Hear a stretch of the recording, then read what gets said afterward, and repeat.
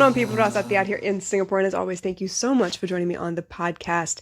The night owl is something that is very near and dear to my heart. I actually really love this space that I've created, and it's almost like, a corner of your room that you've decorated just for you. It's a place where I get to sit and be still with my thoughts. I get to talk about the things that I'm contemplating, work through my thought process, the way I heal, the way I understand the world around me, the way I see things. And maybe they're not the way you see things, but maybe my perspective can widen your horizons a little bit, maybe give you a couple more perspectives and a couple more options in your life. And that's the whole purpose of me doing this in the first place, not just to put a pin in the thought that I'm thinking at the moment so that my daughter can go back and revisit if she wants, but also to kind of give you something else to consider, because it's so often that we are stuck in our own thoughts thinking that there's no other way out until we hear something different, until we see something different, until we're invited to experience something different. So this is my little space, my little corner of the world,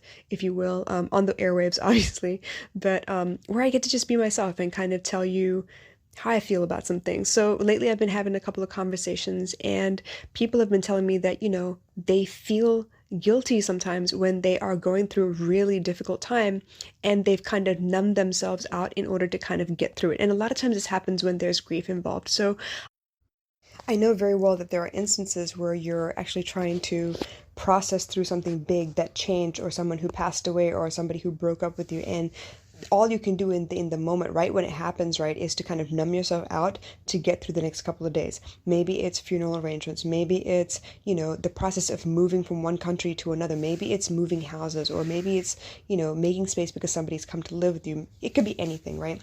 So in those first couple of moments, you don't really sit down and process the pain itself, but you numb yourself up, you harden yourself up so you can get through what's going on in the interim phase. Now, a lot of people will find that they feel kind of guilty for doing that. It's like, I'm not feeling any of this. Am I a bad person for not feeling it? Is it wrong of me not to feel any of those things? And I'm gonna tell you like this: you do what you got to do to get through the day. All right. I lost both of my grandparents in the last 5 years.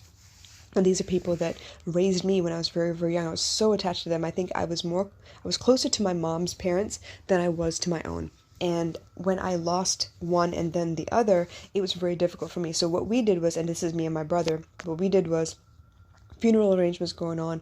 My grandfather's sick, but my grandmother just passed away, trying to deal with everyone else's grief, everyone coming in to say, oh my gosh, I'm so sorry. The funeral, the wake, the 30-day prayers, all that stuff. What we did, we numbed the hell out for a whole month, because it was a whirlwind of activity. There was a lot to do, people coming in from all over the world. My other brother came in from the States. So what we felt we needed to do was to just focus on the tasks at hand. Let me get this done. Let me get this done. Let me get this done, all in succession.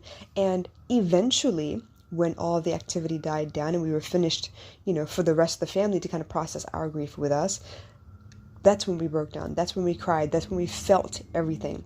But in that interim period, there were moments that I felt like, oh my gosh, like I must be demon level because I'm not crying at all.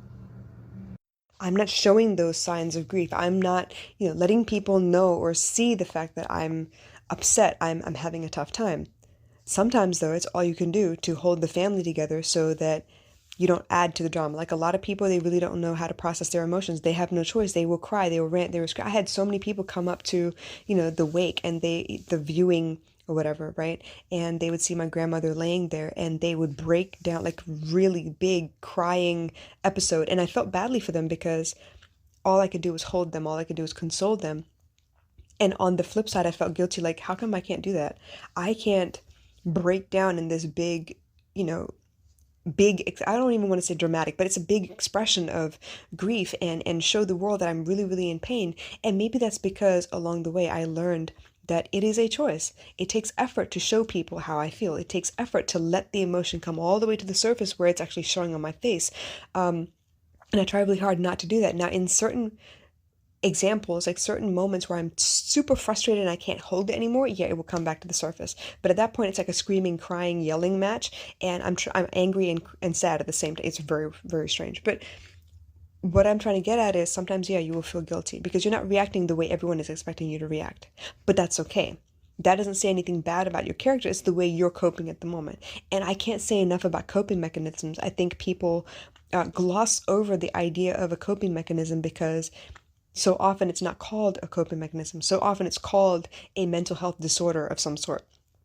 Depression is a coping mechanism. Anxiety is a coping mechanism. OCD is a coping mechanism. All of these things are ways that you have taught yourself work for you in order for you to get through the day. People who, gosh, uh, I've seen people who have to lock the door in a specific pattern so that they feel safe. And it's not technically logical how they do it, but the pattern that they use, maybe they lock the door and then they do the deadbolt and then they unlock the door and then they put the chain and then they put the lock again. Like maybe it's something as simple as that. It's simple. There's nothing really to judge there. It makes them feel safe. At the end of the day, the door is locked, right? And at the end of the day, they feel sufficiently safe within the the four walls that they live in. You can't really judge anybody for the way they do things. I know people who, when they're stressed out, they pace up and down. They pace up and down, up and down, up and down. My brother does that. When he's upset, he starts pacing. He will clench his jaw. I can see it in his face, and then he'll be pacing. And at that point, he's more focused on the problem than he is about what his coping mechanism looks like, because the energy needs to be on the problem itself. So it's not, he's like diverted the energy that he would have originally used to numb and to appear on the surface as if everything's normal to the problem itself, because it's gotten to a place where he cannot do both at the same time, right? So back to the story at hand though, sometimes when you're going through grief, the first thing you do is numb out and just deal with the logistics. What time does things need to happen? How do you get there? What needs to be taken care of? What do you need to pack? How are you getting there? Where are you going? How do you manage all of these things? And then sometimes, once all of the flurry of activity has died down is when, I don't know if you noticed this, when you suddenly get a day off after like a really long set of long working hours, stressing out over projects, deadlines, whatever, you're super stressed out, you get a break, and suddenly what happens? You get sick, don't you? Your body kind of is like, okay, time to, re-up and get everything sorted out real quick. So we're going to flush out whatever you've been taking in your system. We're going to give you a fever to burn out whatever you've been allowing to fester slowly under the surface. We're going to get you well again. So it's almost like that. When you're dealing with grief, there will be moments where you just don't feel like you can process any of the feelings. So in order to get from one day to the next, you're just going to work on the logistics. You're just going to work on, what time do I need to get up? Where do I need to be? Do I need to pack beforehand, or do I have time in the morning to pack in the morning to get to where I need to be? Do I have lines to rehearse? Do I have a project to finish? Do I have the resources to finish the project? Do I need someone else's help? Like all of those little pieces that you need to line up in order for something to fall together. Sometimes you need to focus on the logistics before you can actually sit down with the feelings and process those. Sometimes it's not something you can process in front of people. Sometimes you need that quiet space where no one can see you so you can just really break down and cry. I do it a lot. I do it in the shower most often. When I'm really stressed out, I usually run the hot water and I sit on the floor in the shower and I allow myself to cry, because no one can see me. No one can ask me what's going on. No one can tell that I've been crying after I get out of the shower. And I get that space to myself where I can just walk through all of the feelings and walk through all of the thoughts and what they mean to me. So you guys, when you're processing grief, don't knock how you process it. You do what you got to do. As long as it's not destructive to anybody else and it's not destructive to you, you process the way you can. You process the best way you know how until you know better, right? Maya Angelou said, do what you know until you know better, and then do better. So I'm not here to judge. I'm walking through my own process. I know what it's like to feel guilty that you don't look or sound or feel like everybody else around you. It's okay. Everyone's running their own race. You focus on you. And when the time comes, allow the feelings to come up. Know who your support systems are. Know who you can be yourself around. Know where you are safe. Right now, I have a lot of other people who have their own space bubble that kind of bump into mine. And that's okay. That's perfectly fine. But I also know that when I have my door shut, when I'm in my room, that's my space. I can be myself. I don't have to worry about who's watching and who's going to judge me, who's going to tell me off, and who's going to tell me this is not right, this is not appropriate. I don't give a shit. It's me, in here, by myself, not hurting anybody. And so I'm allowed that space. It took me a long time to get to this mindset where the way I feel is okay, the way I process is okay, as long as I'm not hurting anybody else, and I'm allowed to take a time out. I may not always have the time I deserve for a nervous breakdown, but I can damn well take a time out when I need to.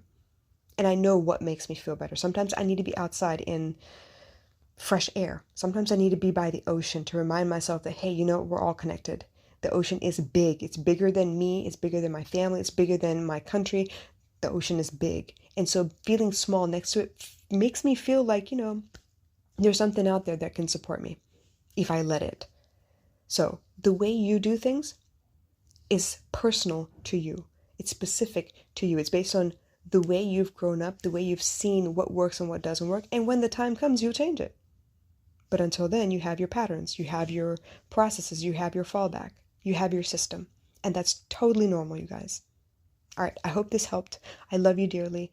And please don't feel guilty for not looking like everybody else, or not feeling like everybody else, or not acting like everybody else. You're not meant to. We don't want lemmings in here. We don't want Stepford wives, yeah? All right, I'll catch you again soon. Bye.